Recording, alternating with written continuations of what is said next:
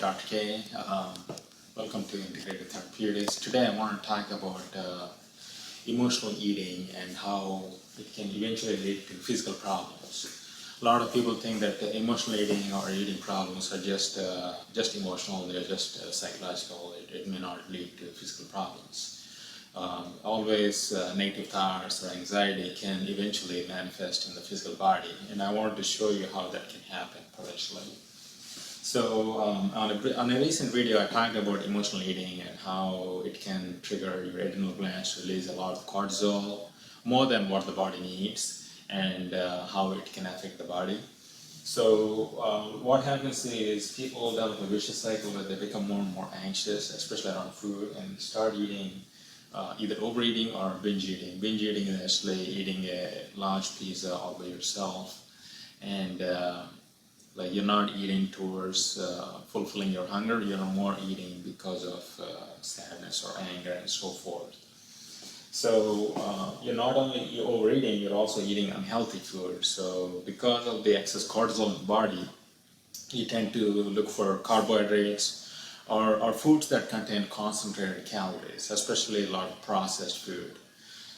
Instead of eating a salad, you may be eating French toast or something that has concentrated calories.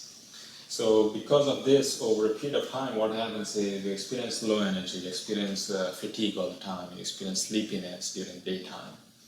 And you also have periods where you're more sick than the other people are. So in the flu season, you may be experiencing more episodes of flu and staying at home. You may be experiencing more episodes of common cold and staying at home. And it may also lead to physical pain. For example, let's say somebody has gained 400 pounds and they are now 500 pounds in weight.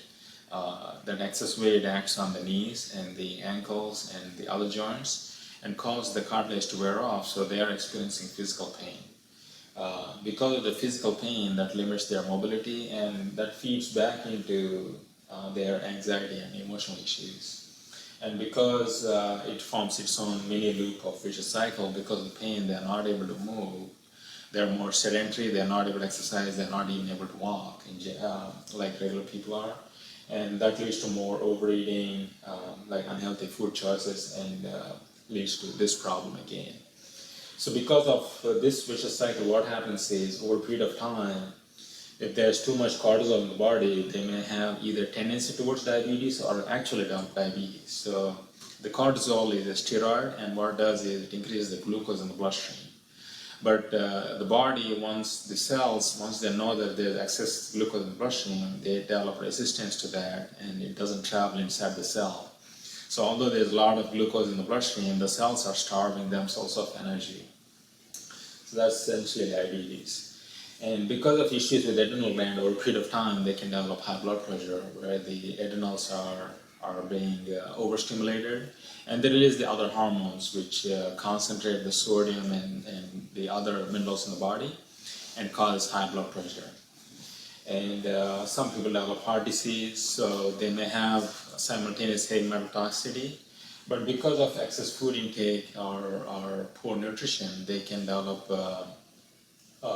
blockage in their blood vessels supplying the heart, and develop heart attacks and so forth. And as I discussed before, like they can develop arthritis, especially degeneration, where the cartilage in the knees and the other joints is worn out because of excess weight and excess stress. And once it's worn out, it can cause severe pain in the joints. So you can see how you can start with emotional eating and go all the way to this problem over a period of time, maybe weeks, months, or years, by the time you notice this. But this doesn't mean that everything is lost. Doesn't mean that you can go back to a healthy life from here. So I'm going to talk about that in a future video. Thank you for listening to me.